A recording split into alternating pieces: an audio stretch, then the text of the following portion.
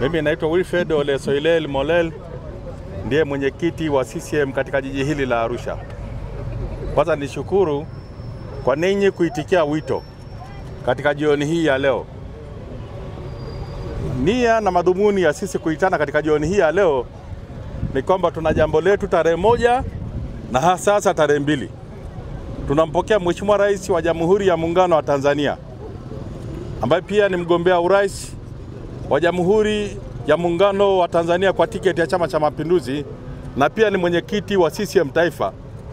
Tumejiandaa kumpokea Mheshimiwa Rais kesho tarehe 1 maeneo ya Mtonduruma, na hatimaye baadaye ataenda kupumzika Ikulu, na tarehe 2 tutakuwa na jambo naye pale uwanja wa Sheikh Amri Abeid.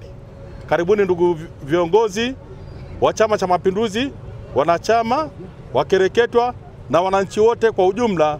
Msikilize sera za Chama cha Mapinduzi, msikilize Mheshimiwa Rais wa Jamhuri ya Muungano wa Tanzania akihutubia. Msisubiri kuhadisiwa, ni vyema ujionee wewe mwenyewe. Karibuni sana, mjitokeze kwa wingi sana. Na sisi kama Chama cha Mapinduzi tumejiandaa kikamilifu kumpokea Mheshimiwa Rais ambaye ni mwenyekiti wetu wa Chama cha Mapinduzi Taifa. Tumejiandaa vizuri sana.